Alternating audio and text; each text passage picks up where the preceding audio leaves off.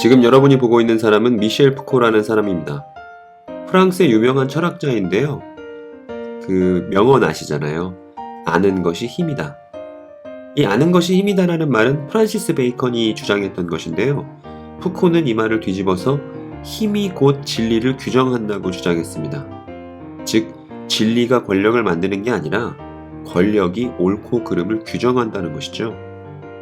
저는 이 사람의 책들 중에 감시와 처벌이라는 책을 흥미롭게 읽었는데, 감옥의 건축 양식이나 그 감옥에서 구금할 때 쓰는 장치들을 통해서 권력이 인간의 신체를 어떻게 지배하고자 했는지를 연구한 책이었습니다. 여러분은 누구의 말이 더 맞는 것 같나요? 진리라는 것이 존재해서 그 진리가 권력을 구성하는 것인가요? 아니면 권력이 진리가 무엇인지를 규정하는 것인가요?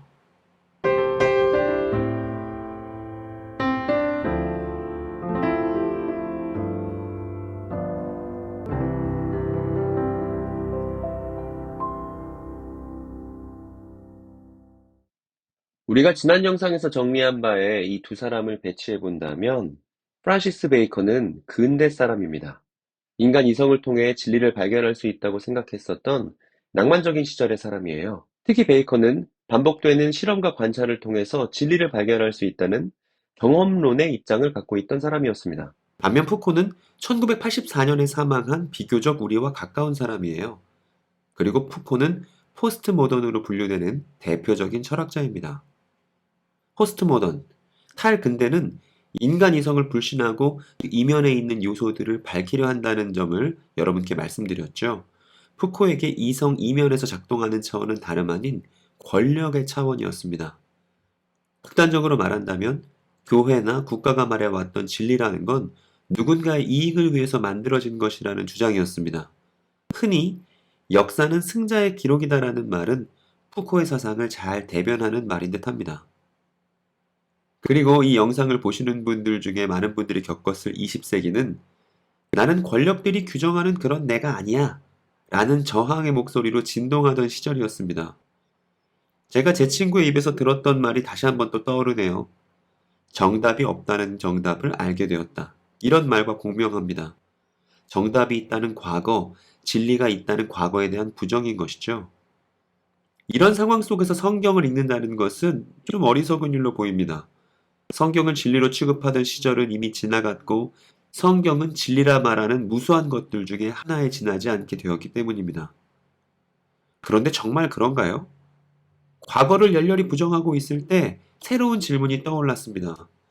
타락한 권력을 치워버림과 더불어서 그 권력이 했었던 이야기들도 모두 함께 치워버렸거든요. 그랬더니 전에는 묻지 않았던 중요한 질문이 부상한 거예요. 바로 자아 정체성에 관한 물음입니다.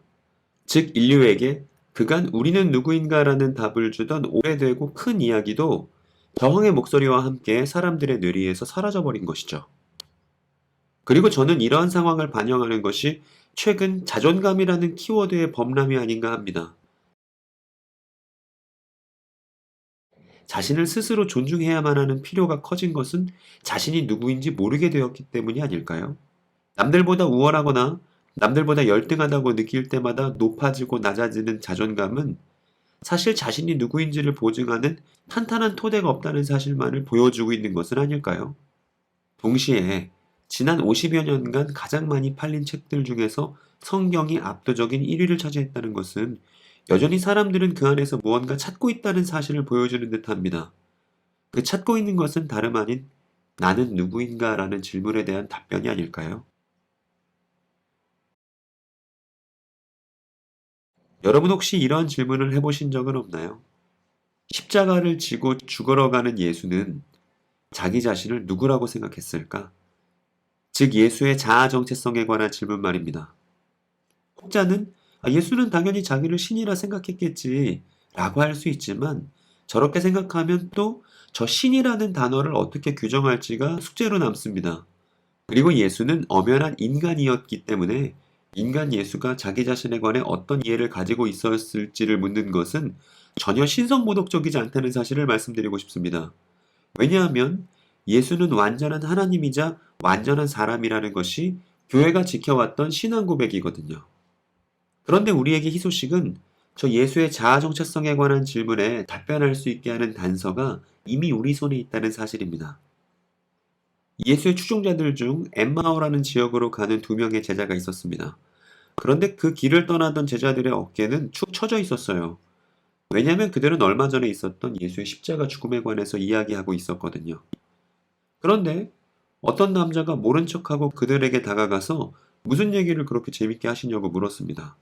그러자 그 사람들은 자신들이 그리스도라고 믿고 있었던 예수라는 사람이 사흘 전에 십자가에서 죽었다고, 그리고 새벽에 예수의 무덤을 방문했던 여자들이 믿지 못할 소리를 한다는 얘기도 덧붙였습니다. 그때 부활하신 예수께서 그들에게 하신 말씀은 일종의 타박이었어요. 당신들 어리석은 사람이군요. 예언자들이 말한 모든 것을 믿는 마음이 그렇게도 무디니 원. 이게 부활하신 예수의 발언이었어요.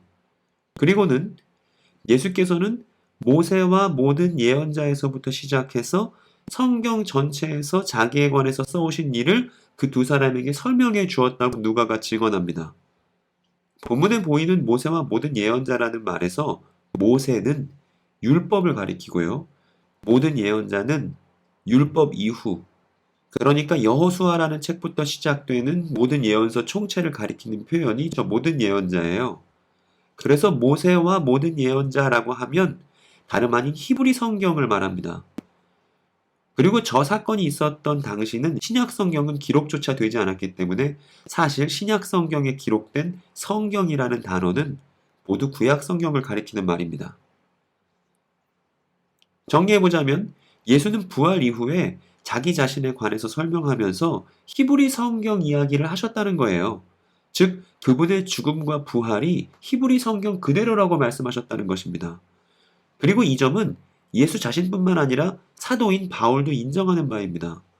고린도전서 15장 3절에서부터 5절을 보면 바울이 다른 사도들로부터 건네받은 기독교 전통의 초기 내용을 고린도 교회에 전달합니다. 그 내용이란 예수의 죽음과 부활에 관한 것인데, 바울은 예수의 죽음과 부활이 성경에 기초한 죽음과 부활이었음을 명시해요. 그리고 이것은 바울 개인의 주장이 아니라 사도들 전체가 공유하고 있었던 건네줘야만 하는 아주 중요한 내용이라고 이야기합니다. 그리고 이때 성경도 히브리 성경, 곧 구약 성경을 가리킵니다. 즉 히브리 성경에 기초한 예수의 삶, 죽음, 부활이 초대교회 신앙의 핵심 내용이었고, 이는 예수는 누구인가 라는 물음에 답하기 위해서는 반드시 히브리 성경, 구약 성경이 기초되어야 한다는 점을 우리에게 가르쳐 줍니다. 그리고 이 말은 반대로 하면 히브리 성경을 참조하지 않은 예수에 관한 담론들은 모두 흘려버려도 상관없는 근본 없는 것이라는 얘기이기도 합니다. 그리고 히브리 성경은 예수 자신이 누구인지에 관한 내용뿐만 아니라 1세기 교회라 불리는 공동체가 우리는 누구인가 라는 물음에 답하는 책이기도 했습니다. 그리고 이 점에 관해서는 지난 영상에서 살펴봤던 이사야서 2장이 좋은 예가 될 거예요. 이사야의 예언에 나오는 내용 중에 회복된 예루살렘에 참여하는 야곱 가족에 관련된 내용이 있었죠. 그리고 초대교회 교사들은 공통적으로 그 야곱 가족이 바로 우리 교회입니다 라고 얘기했었잖아요. 그러니까 히브리 성경은 예수의 자기 정체성뿐만 아니라 예수를 따르던 사람들이 공동체적 정체성, 그러니까 우리는 누구인가라는 질문에 답을 찾던 책도 다름 아닌 히브리 성경이었다는 것이죠. 그런데 이렇게 예수와 교회가 자신들을 발견했던 그 책은 정말 믿을 만한 것인가요? 우리는 여기서 다시 푸코의 질문으로 돌아옵니다. 그 히브리 성경 이야기는 그들의 이야기일 뿐이지 않나요? 그 이야기가 나와 우리에 관해서 진실한 이야기를 말할 수 있는 권위가 있다는 걸 우리가 어떻게 확신할 수 있죠? 이런 질문을 던질 수 있습니다.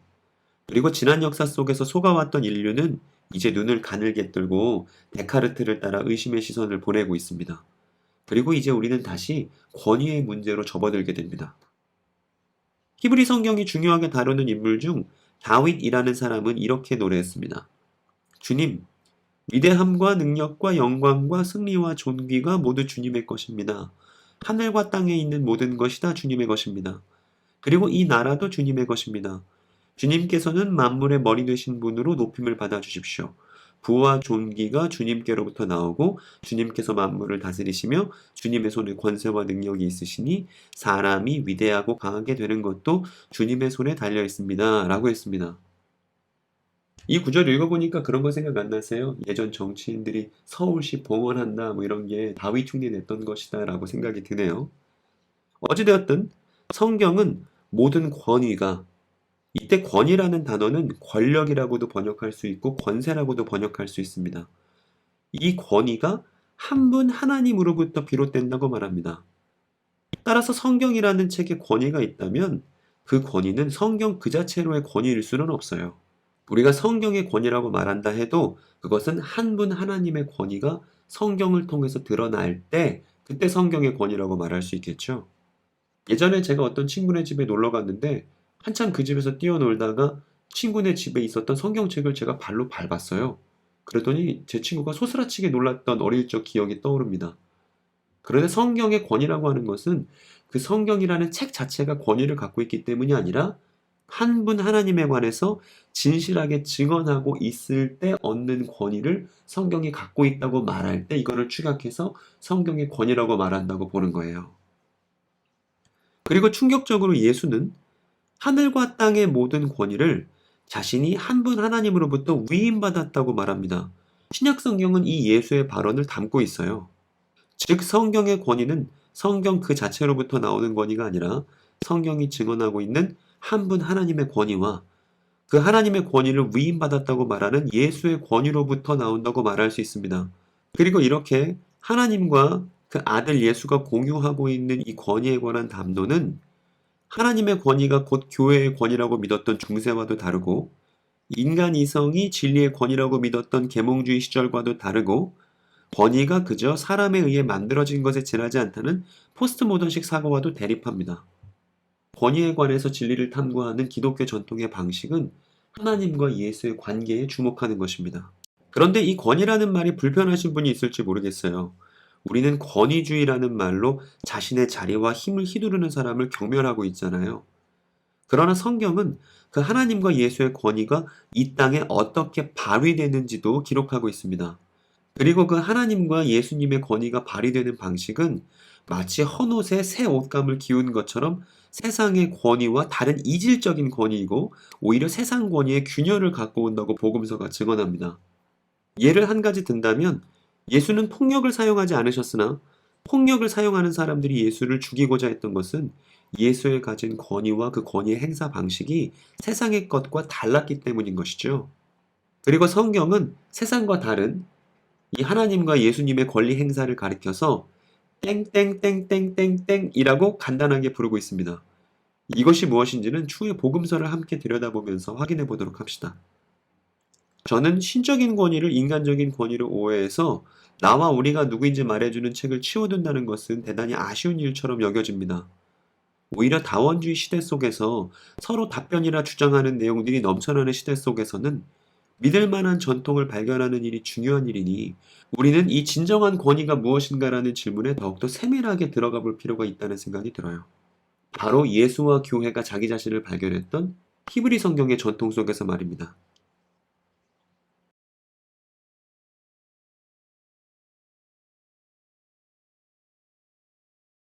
그런데 문제는 성경이라는 책이 전달되고 편집되는 과정이 연구되면서 그 시절의 인간적인 이해관계가 성경에 반영되고 성경 내용이 윤색되었다는 생각들이 신학자들 사이에 팽배했다는 것입니다. 그래서 성경이 한 분 하나님의 권위와 예수의 권위를 반영한 책이 아니라 인간적인 손질이 가득한 의심스러운 책으로 취급받은 시절이 오래 있었어요. 성경 연구에 이런 분위기를 보여주는 사건이 하나 있었습니다. 1985년에 도미닉 크로산이라는 신학자가 개최한 예수 세미나라는 게 있었어요. 당대 200여 명의 진보적인 신학자들이 모여서 복음서에서 예수의 진짜 말씀이 무엇인지를 투표해보자는 계획이었습니다. 그래서 복음서의 각 구절에 관해서 예수의 말씀이 정말 맞으면 빨간 구슬을, 예수의 말씀과 비슷하다면 분홍 구슬을, 예수의 말씀은 아니지만 예수의 서상과 유사성이 있으면 회색 구슬을, 그리고 이거 예수의 한 말이 절대 아니야 라고 하면 검은 구슬로 투표하는 방식이었죠. 그런데 결과는 충격적으로 다음과 같았습니다. 그 자리에 모인 학자들은 복음서의 80%가 넘는 내용들이 예수의 말씀이 아니라는 결론을 냈어요. 이 결과는 신약 성경의 진실성이 당대 학자들에 의해 얼마나 의심받고 있었는지를 보여줍니다. 이후 예수 세미나는 예수 당시의 역사적 배경을 고려하지 않았다는, 또한 신학의 전문성을 갖지 않은 사람들도 투표 인원으로 참여시켰다는 비판을 받아야만 했습니다. 그런데 이와는 전혀 다른 예수와 신약 성경에 관한 접근이 위인전에서도 확인할 수 있는 한 사람에 의해서 개진되었습니다. 여러분도 아는 사람이잖아요. 바로 알베르트 슈바이처라는 사람입니다. 아프리카로 간 의사로 잘 알려져 있지만 사실 슈바이처는 유명한 신학자이기도 합니다. 슈바이처는 다음과 같이 말했습니다. 기독교는 철저히 유대적인 믿음, 즉 세계 역사는 단 하나의 장소와 단 한순간이라는 시간에 초점을 맞추었다는 그런 믿음과 함께 시작했다. 유대인들은 자신들의 나라, 자신들의 수도가 바로 그 장소이며 그때가 언제일지 모르지만 곧 다가올 것이라고 생각했다. 그간 이 시리즈를 지켜본 분이시라면 중요한 변화를 감지하셨을 거예요. 그간 유대적인 것은 교회 역사에서 배격되었던 것입니다. 특히 슈바이처가 유대적인 것이라고 말하는 내용은 천년왕국류로 취급되었던 것 그 자체이죠. 그런데 슈바이처는 바로 그 유대적인 내용이 기독교가 말하는 믿음의 핵심이라고 말해요. 어느 한순간 어느 한 장소에서 충격적인 변화가 일어날 것이라고 믿었던 그 유대인들의 종말론이 말입니다. 슈바이처의 말을 이어서 전달하자면 살아계신 하나님은 최종적으로 악을 멸하고 새로운 평화와 공의의 세계를 창조하실 것이다. 초기 그리스도인들은 이 일이 성경대로, 즉 히브리 성경이죠. 나사렛 예수 안에서 그리고 그분을 통해서 일어났다고 믿었다라고 슈바이처가 말했습니다. 즉 초기 교회의 믿음은 그 유대 종말론이 예수에게서 이미 이루어졌다는 것에 다름 아니었다고 슈바이처가 말한 거예요. 즉 슈바이처의 연구는 예수를 이해하려면 그 예수가 이루고자 했었던 유대 종말론이 무엇인지를 알아야 한다고 주장한 것이죠. 예수에게는 종말론적 목표라는 것이 있었고 그 목표를 향해서 달려간 인물이었기 때문에 저 예수의 종말론적 목표를 알지 못하면 예수의 말과 행동을 이해할 수 없다는 것이었습니다. 그리고 제가 종말론적 목표라고 명명한 것은 아주 유대적인 것이죠. 즉 유대인 예수로서 예수가 당대 유대 종말론을 어떻게 이해하고 자신에게 적용시켰는지를 확인해 보는 것이 복음서 읽기라는 것입니다. 물론 슈바이처는 예수가 자신의 종말론적 목적을 이루려고 했지만 십자가에서 실패한 사람으로 보았기 때문에 그 예수께서 하늘과 땅의 모든 권위를 위임받았다고 이 사실을 인정했다는 것으로 보기는 어렵지만 적어도 그의 학문적인 접근 자체는 타당했습니다.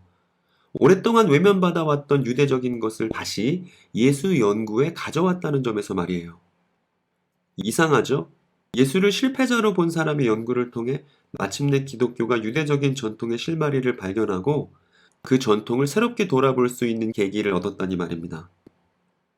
그리고 지난 영상에서 말씀드렸듯 나치에 의해 600만 명의 유대인들이 독가스실에서 비참하게 죽임당했을 때 유대인들에 대한 전 세계적인 동정 여론이 있었고 그리고 신학의 영역에서도 유대인의 시각과 입장으로 예수에 대해서 연구해야 된다는 그런 새로운 움직임이 있었습니다.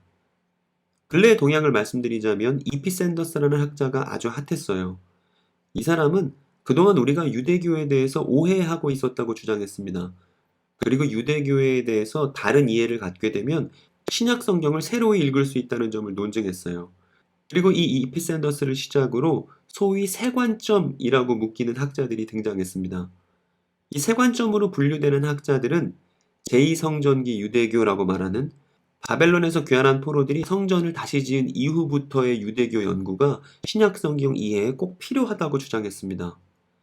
아직 논란 중인 지점들은 차치하더라도 신학계에 불어든 이 새바람은 기독교인이라면 모두 고개를 끄덕일 아주 중요한 사실을 상기시켰어요.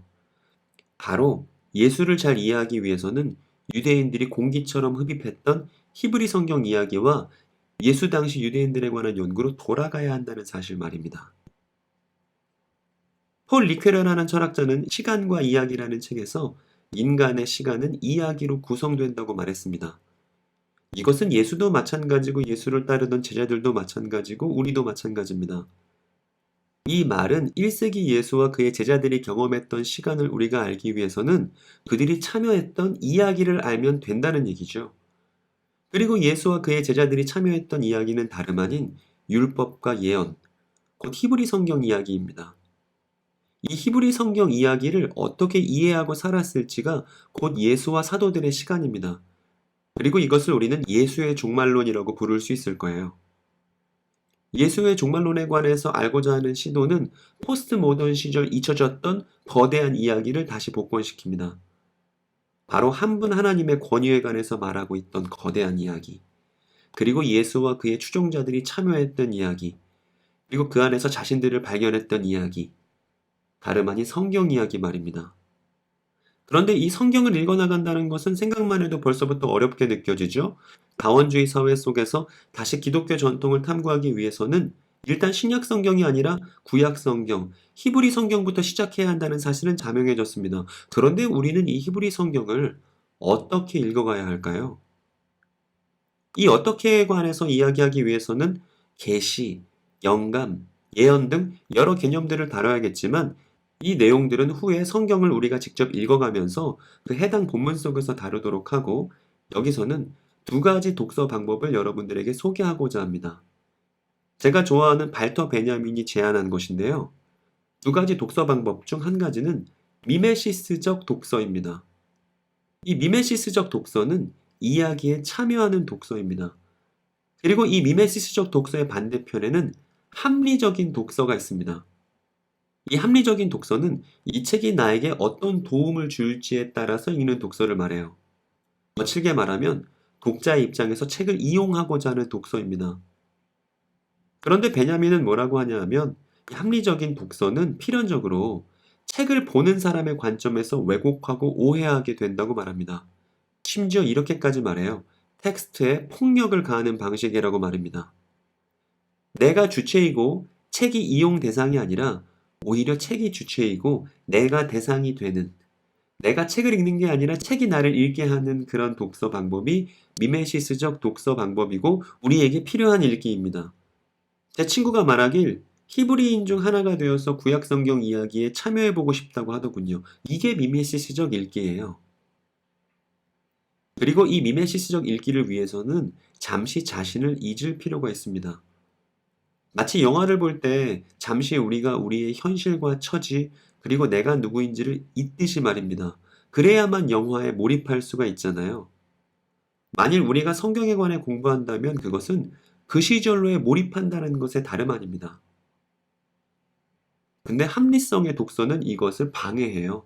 오히려 우리를 현실에서 못 떠나게 만들고 몰입을 방해하며 자꾸 평가만 하게 만드는 것이 합리성의 독서입니다. 내가 여기서 얻을 만한 게 있을까 없을까 이것만 계속 계산하게 되거든요.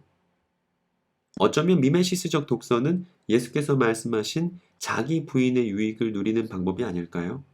우수한 자기계발서들과는 달리 성경은 독자 개인에 관해서는 직접적인 얘기를 하는 게 별로 없어요. 다원주의 사회 속에서 무수한 전통들이 있는데 그 전통들 중에서 기독교 전통을 탐구하는 방법으로서 우리는 히브리 성경의 세계 속으로 들어가야만 합니다. 그런데 그러기 위해서는 잠시 우리 자신을 잊고 그들의 세계를 알아보자는 것이죠. 우리의 현실과 얼마나 가까운지 뭔지는 잠시 잊고서 말입니다.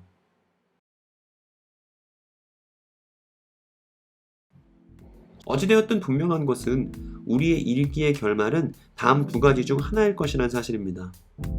먼저는 인류가 오랫동안 유일한 권위자의 신에 관해서 철저히 오해했다는 것을 알게 되든지 아니면 신이란 그저 인간이 둔갑한 사기였음을 깨닫던지 둘 중에 하나이겠죠. 그러니까 마음의 여유를 갖고서 어차피 둘 중 하나이니까 편한 마음으로 히브리 성경 세계 속으로 들어가고자 하는 거예요. 진실한 권위에 관한 신락 같은 희망 하나면 충분합니다. 저는 계몽주의 시절 발전했었던 이성의 진보를 무시하지 않으면서도 이성을 진리의 유일한 권위로 삼는 것을 거절하고자 합니다. 그러면서도 전통적인 신앙 고백들을 무비판적으로 수용하지 않고 비판적으로 성찰하며 다시 보수적인 신앙을 탐구해보고자 합니다. 유대 종말론에 충실했던 역사적 예술을 중심에 두고서 말입니다. 그리고 다시 말씀드리지만 이것을 위한 시작은 히브리 성경에 대한 미메시스적 읽기입니다. 그리고 우리는 이러한 과정 끝에 그들의 세계관을 얻게 될 것입니다. 이 점에 관해서는 다음 영상에서 스케치해 보려고 하거든요. 그들의 세계관을 우리의 세계관 삼을지는 아직 미정으로 두고서 말입니다.